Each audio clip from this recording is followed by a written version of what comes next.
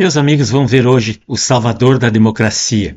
Essa foto aí é para ilustrar o texto que eu vou ler aí, que eu vou mostrar para vocês, e as pessoas que estão envolvidas direta ou indiretamente nesse assunto aqui. Vemos ali bem à esquerda de vocês em cima o ministro-chefe da Suprema Corte, né? O manda-chuva aqui. Temos o ex-presidente Bolsonaro, presidente Trump, o Elon Musk, e bem lá à direita temos ali o ministro da propaganda nazista lá, Joseph Goebbels. Então, para ilustrar isso aqui, pessoal, eu sou obrigado a mostrar isso aí para vocês, que o Salvador da Democracia é uma entrevista que de Moraes deu a The New Yorker. The New Yorker é uma revista norte-americana que veio aqui no Brasil entrevistar o ministro da Suprema Corte, que é o homem mais famoso no mundo atualmente, o ditador perpétuo do universo.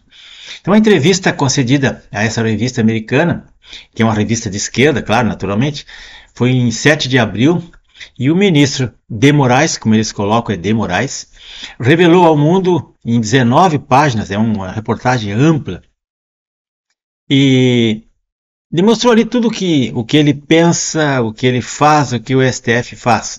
E ficou claro para todos que todo o pensamento de esquerda brasileira trata o STF como um aparelho de repressão, quer dizer, uma máquina de moer, né, uma máquina que eles usam, judicializam tudo e a máquina faz a perseguição dos seus opositores. Então é assim que a coisa funciona, é simples assim. A entrevista bomba, essa que eu vou falar agora, ela é bastante longa, só vocês lendo vocês vão entender, porque tem muita coisa, muita informação nas entrelinhas ali, que lendo essa entrevista as pessoas vão entender o tamanho do problema, né? Que eu separei 10 itens aqui, esses que chamam mais atenção ali, e que dão uma ideia do problema que nós estamos tratando, né, da gravidade. E quem quiser é só entrar no site da revista, né, The New York, e você entra no site e se inscreve ali, baixa tudo que você quiser baixar, traduz no Google, se não pegar já traduzida para o português. Quer dizer, e o interessante da revista é o ensaio fotográfico, aquele que vocês viram também, a pessoa demonstrando as suas poses de poder. Então vamos começar. O primeiro item, de Moraes combate ao extremismo digital. Bom, ele disse, né, que a revista diz que ele é um homem valente, corajoso, é um juiz que está enfrentando, entre aspas, o extremismo digital, que seria contra Bolsonaro, contra Donald Trump, contra Elon Musk, e é um defensor perpétuo da democracia. Tudo que ele faz, entre aspas, é para defender a democracia. 2 ali, uma ironia sobre a rede X e o Goebbels. Bom, de Moraes faz uma ironia citando o ministro da propaganda nazista, do Hitler lá, do Joseph Goebbels. O Goebbels, diz ele, abre aspas, se Goebbels estivesse vivo e tivesse acesso ao X, os nazistas teriam dominado o mundo, fecha aspas, frases do de Moraes. Isso é uma opinião, a meu ver, desculpa, mas é uma opinião de quinta série, porque se o X existisse na época, o povo judeu, o povo alemão, não teria sido exterminado, não teriam permitido que existisse campo de concentração, aquela mortandade de pessoas, mortes, expurgos, torturas, e não tinha... É que o povo não tinha nenhuma informação. Tudo, na Alemanha até os rádios eram censurados. A única programação que aparecia era a programação nazista. Os jornais eram do partido. Então o povo não era informado, ninguém sabia de nada, todo mundo ia pelo que os tiranos diziam. Porque a tirania não permite de jeito nenhum liberdade de expressão, aliás, liberdade de espécie alguma.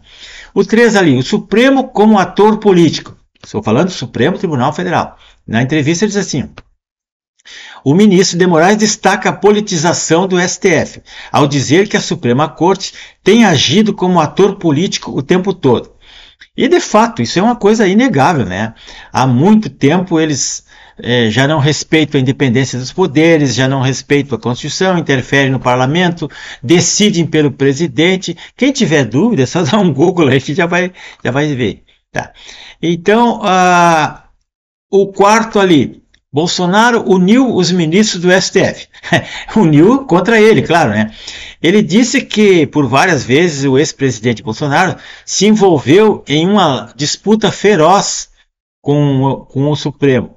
E que, segundo ele, acabou com todos os membros unindo-se ao Moraes contra o Bolsonaro. Então eles se uniram, se fecharam e só vão abonando tudo que o Moraes faz de errado ou certo, não interessa. Tudo a favor dele.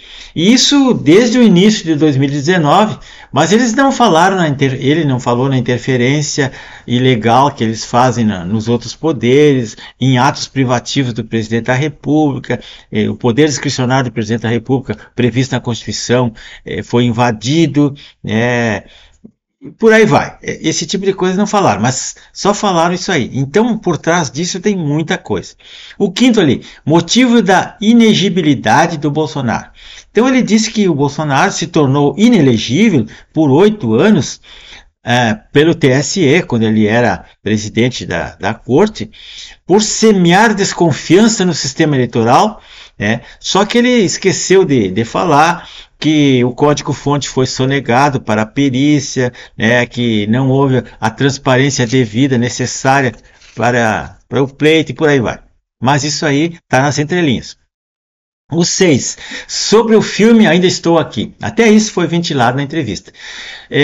Bom, esse filme é referente ao ex-deputado Rubens Paiva, que era um militante comunista, né, que teria morrido nos porões da ditadura, no tempo dos anos 70, por aí. Então eu me lembrei do Clesão, ele também morreu nos porões da ditadura, mas isso aí ninguém fala, não interessa, né? E outras pessoas.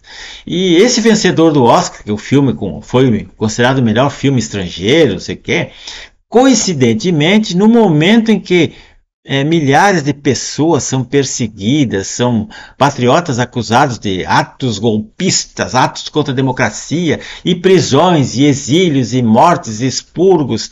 Aí me lembrei das Débora, do Daniel Silveira, do Felipe Martins, do Alan dos Santos, do Eustáquio e tantos outros que estão presos e sendo torturados, e perseguidos ou exilados, mas isso aí deixa para lá. O 7, Gabinete do Ódio, a denúncia da jornalista Patrícia Campos Melo, que era da Folha, né, fez uma denúncia. Então ela falou do tal do Gabinete do Ódio, denunciou que existia um Gabinete do Ódio do Bolsonaro, não sei o quê, e o Supremo invocou então o estatuto deles lá, que autorizava, segundo ele, a investigação por qualquer violação da lei penal dentro das dependências do Supremo Tribunal Federal. E aí eles criaram o seu próprio inquérito, esse inquérito das fake news, que já dura mais de 6 anos, e que tornou o Moraes o relator, vítima, promotor, juiz ao mesmo tempo. Isso está escrito na reportagem ali. E ele se tornou relator, juiz, investigador, tudo ao mesmo tempo. Porque, segundo ele, o estatuto do STF permite isso. Não é verdade. Mas, enfim, existe uma Constituição que é uma lei superior. Bom, então, pessoal, o Moraes foi encarregado dessa tarefa por ser, segundo ele, um excepcional e tenaz cumpridor de missão até o fim. Diz que quando ele recebe uma missão, ele vai até o fim e cumpre a missão. Missão dada é missão cumprida. Bom, vocês já ouviram falar, né? Então a reportagem cita também o jornalista Felipe Recondo, que escreveu vários livros sobre o STF. Ele, é claro, não vou nem entrar no mérito da ideologia, mas isso aí contribuiu muito para o assassinato da reputação de Bolsonaro e de sua família. E aí citam escândalo dos móveis que nunca foram, os imóveis que nunca foram comprovados e acabaram arquivados, a perturbação das baleias, a venda da joia que recebeu de presente, o cartão de vacinas e dezenas de inquéritos e perseguições contra os filhos, até a morte da Marielle queriam culpar o Bolsonaro. Mas isso aí é para desgastar a imagem do cara, é assassinato de reputações. O 8º ali, bloqueio das plataformas e redes sociais. O jornalista perguntou, mas esse negócio das redes sociais que o senhor bloqueou aí?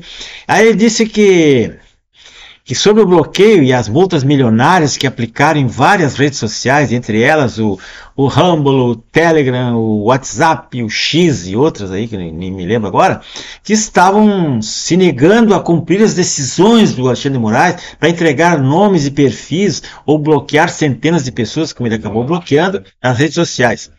Bem como aqueles 8 empresários, lembra aquela historinha da figurinha do WhatsApp, que eram 8 empresários trocaram mensagem dizendo que não queriam a reeleição do Lula, não sei o que, na época, lá em 2022, e aí 6 daqueles empresários, os inquéritos foram arquivados por falta de provas, 2 deles ainda continuam sendo investigados, sendo que um já está com os direitos políticos suspensos por 8 anos, se eu não me engano, o Luciano Hang, né?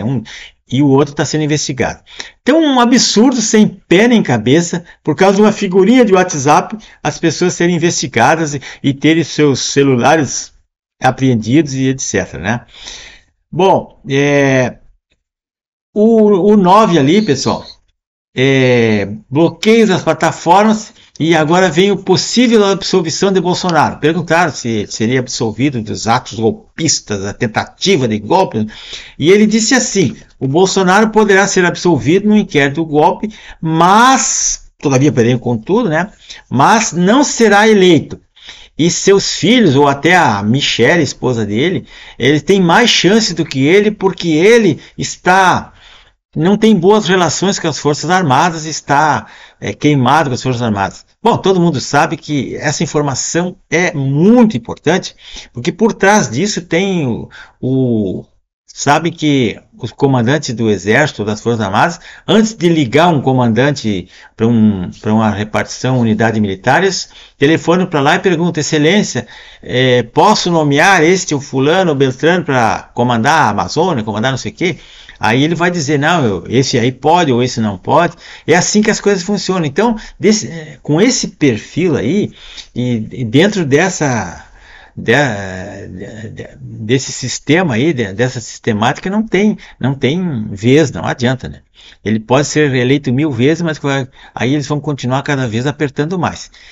Bom, e o 10º lugar aqui, uma ironia final, é sobre o porta-aviões no Lago Paranoá.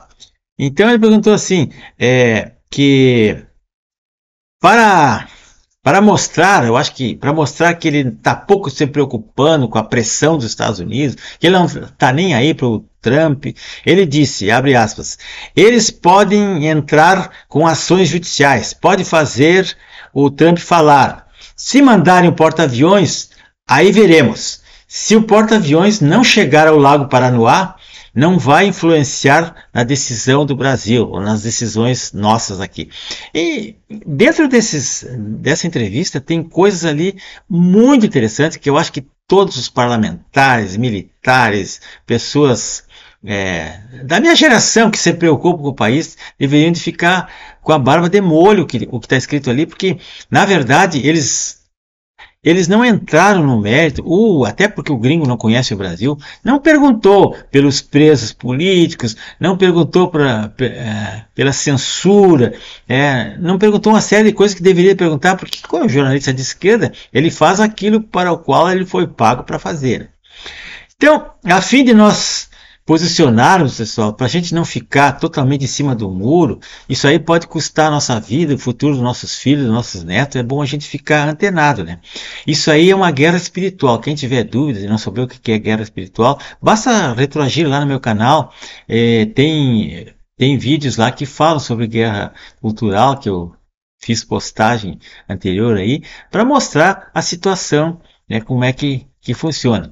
Vocês estão vendo aqui, pessoal, que temos muitos presos, perseguidos aí, agora até o Eduardo, que teve que sair daqui porque ele estava sendo perseguido, ele não relatou, mas ele foi perseguido, ele recebia até ameaças e ele acabou saindo do Brasil. Aproveitou a oportunidade para sair, porque é fora do país que se pode fazer alguma coisa. Aqui dentro é impossível.